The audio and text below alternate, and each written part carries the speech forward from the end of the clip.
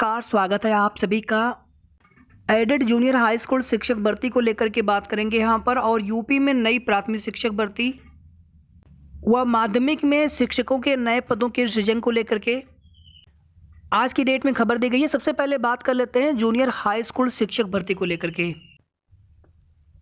एक खबर अगर आप यहाँ पर देखेंगे तो प्रयागराज में कुंभ 2025 को लेकर जोरों से तैयारियां शुरू हो रही हैं, जिसका संकेत अब दिखाई दे रहा है। प्रयागराज के जिलाधिकारी रहे संजय खत्री का ट्रांसफ़र हो गया है, तो वही विजय किरण आनंद जो वर्तमान में डीजी हैं, बेसिक और माध्यमिक आप देखेंगे दोनों ही एक साथ उनके डीजी हैं। तो अब जो है विजय किरण आनंद सर को प्रयागराज का नया जिलाधिकारी बनाया गया है। विजय किरण आनंद प्रयागराज में हुए कुंभ 2019 के समय कार्यरत थे। ये मीडिया न्यूज़ की अपडेट है। यहाँ पर देखेंगे डेली न्यूज पेपर के माध्यम से प्रदेश के सहायता प्राप्त जूनियर हाई स्कूलों में शिक्षक भर्ती के लिए अभ्यर्थियों ने शुक्रवार को दूसरे दिन परीक्षा नियामक प्राधिकारी कार्यालय एलनगंज पर प्रदर्शन किया। छात्रों का कहना है कि हाई कोर्ट के आदेश पर 6 सितंबर 2022 को संशोधित परिणाम जारी किया गया। इसके 7 महीने बाद भी प्रक्रिया आगे नहीं बढ़ रही है। साथियों, इस मुहिम में अधिक से अधिक आप सभी को सहयोग करना चाहिए। कल हमने आपको कॉज लिस्ट दिखाई थी कि 20 मार्च को सुनवाई होने जा रही है 16-18 पर, और 16-18 के साथ में 15944 भी कनेक्टेड है, जिसकी वजह से भर्ती में स्टे लगा हुआ है। और ये कोर्ट की कॉज लिस्ट है, इसमें कोई बदलाव नहीं होना है। 20 मार्च को ही सुनवाई होनी है। बाकी देखिए, इसके पहले 15/944 में जो कुछ भी कनेक्टेड मैटर्स थे उसमें कितने सिमिलर मैटर थे, किस प्रकार से बंच किया गया था, क्योंकि वहाँ पर ये जज साहब ने आदेश दिया था, आप सभी जानते हैं, जनवरी में, कि सभी मैटर बंच कर दिए जाएं।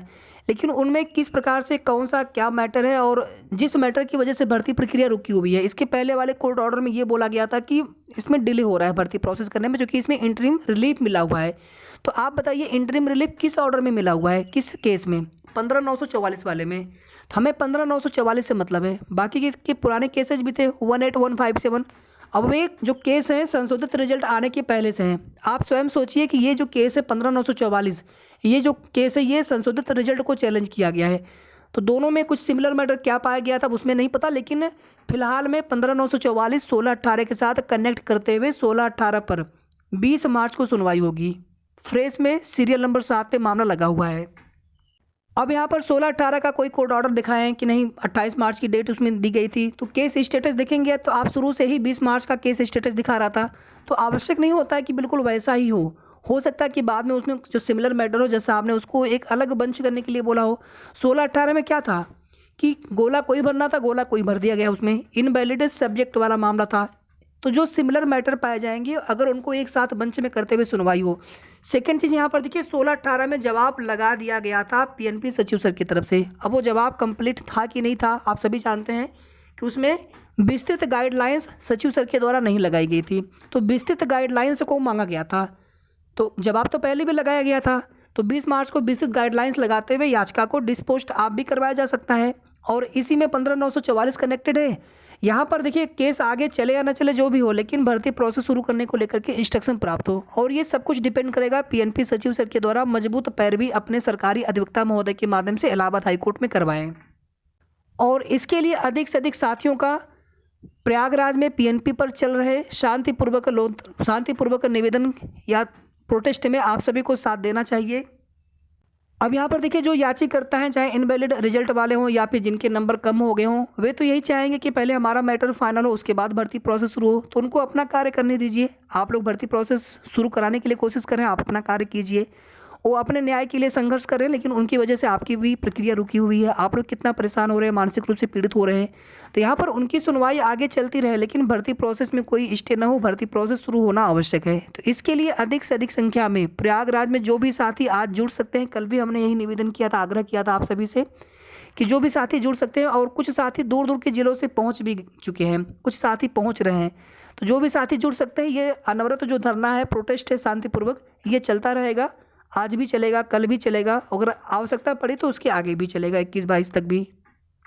अब देखिए, जो 22 मार्च को डेट दिखा रहा था 15/944 वाले में, चूँकि उसमें कॉज लिस्ट तो आई नहीं थी, एक डेट फिक्स किया गया था कि हाँ अब इस मामले पर जो है 22 मार्च को सुनवाई होगी।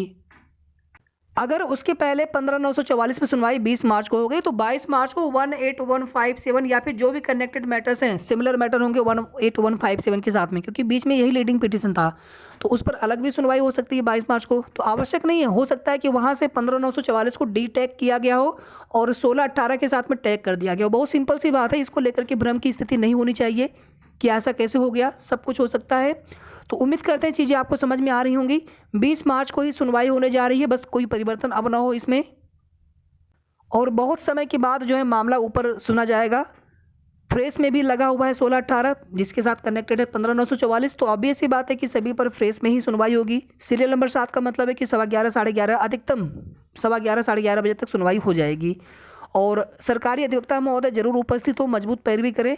इसके लिए नैतिक दबाव बनाना आवश्यक है अधिकारियों पर, शासन पर। इसीलिए शांतिपूर्वक तरीके से अपनी मांग रखी जा रही है पीएनपी पर, जिसमें आप सभी की उपस्थिति, अधिक से अधिक संख्या में अभ्यर्थियों की उपस्थिति आवश्यक है।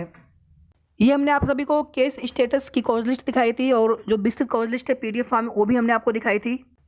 बेंच में भी बदलाव हुआ है, ये भी आप सभी के लिए अच्छा सकारात्मक है। देखिए कोई भी जज साहब हो सभी मामले सुनते हैं, लेकिन जो पुराने बेंच में सुनवाई हो रही थी वही बेंच फिर से है, जस्टिस आशुतोष श्रीवास्तव सर की। ये पूरी पीडीएफ है इनकी 14 पेजेज की, जो 20 मार्च को सुनवाई होगी। तो ये कॉज लिस्ट है 20 मार्च की, इसमें कोई परिवर्तन नहीं होना चाहिए। और इसमें अगर आप देखेंगे तो सीरियल नंबर 7 पर आपका जो मामला है वो लगा हुआ है। 15,944 जो है 18157 के साथ में डी टैग होते हुए इसके साथ 16-18 के साथ टैग हुआ है। इसमें कोई भी आपको ऐसा नहीं चीज़ें आपको है कि जिसकी वजह से आप परेशान हो कि नहीं ऐसा कैसे हो गया या फिर ऐसा हो सकता है क्या, तो ऐसा बिल्कुल हो सकता है। ठीक है, तो बस सुनवाई हो जाए 20 तारीख को और सब कुछ अच्छा हो आपकी भर्ती में। आप सभी ने बहुत इंतज़ार कर लिया है। कुछ और अपडेट देख लेते हैं यहाँ पर। अगर आप यहाँ पर देखेंगे तो 4 साल में देंगे 1 करोड़ नौकरियाँ। सीएम योगी आदित्यनाथ ने शुक्रवार को मुरादाबाद के तीर्थंकर महावीर विश्वविद्यालय के दीक्षांत समारोह में मेधावी विद्यार्थियों को डिग्री प्रदान की।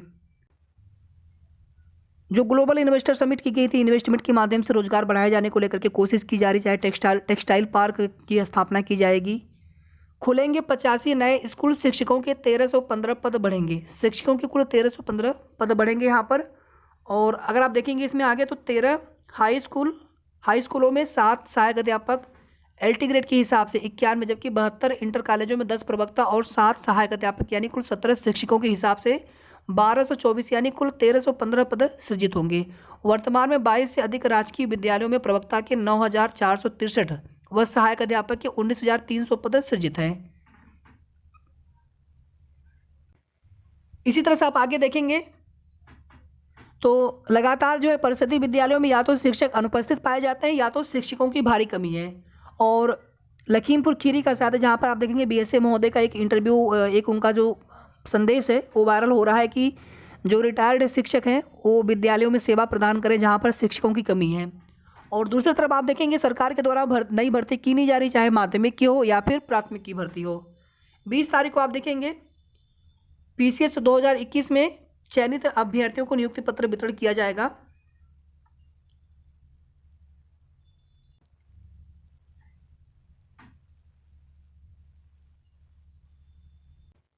इसी के साथ आप देखेंगे तो 23 मार्च को लखनऊ में अभ्यर्थी जो है बड़ी संख्या में एकत्रित होना चाहते हैं ताकि हम अपनी मांग रख पाएँ, प्राथमिक शिक्षक भर्ती की मांग कर पाएँ। और वही आप देखेंगे 69,000 शिक्षक भर्ती का मामला अभी भी चल रहा है।